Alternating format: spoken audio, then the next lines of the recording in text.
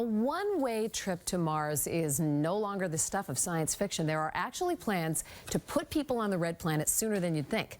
WBZ meteorologist Danielle Niles found two local scientists who are on the short list to make what they call the trip of a lifetime. When Yari Rodriguez looks up to the sky, she's got a different thought than most of us. A one-way mission to Mars, why not? Why not? Yes, a trip to the fourth planet from the sun. An intriguing idea, but not a very friendly destination for the human species.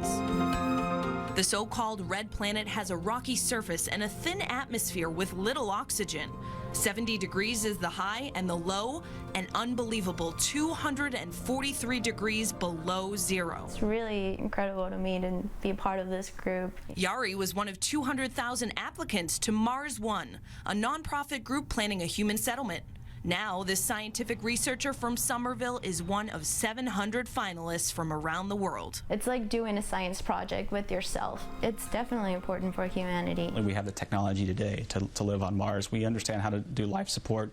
We understand how to scrub the carbon dioxide from the air. We understand all those things. NASA is also working on a mission to Mars, recently unveiling this specialized spaceship. The idea is to extend the human presence into the solar system. Mars is the first place to do that. NASA's timetable, 2030. Technology is currently here, so we will bring them to Mars. Mars One is more aggressive, with plans to launch a communications satellite in 2018 and send 4 people by 2023. We have 50% male and female. They have to complement each other to get the task done. Do some of your family and friends say, Chris, are you crazy? This is a one-way trip. What are you thinking?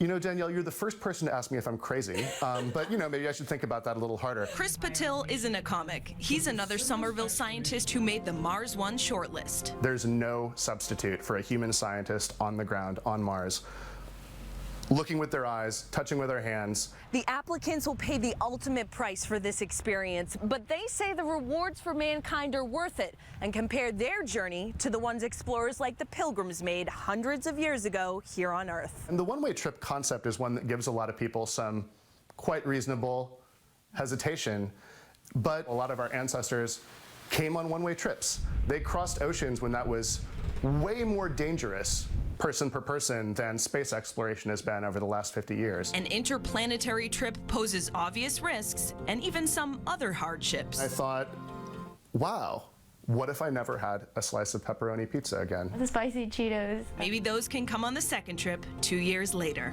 Danielle Niles, WBZ News.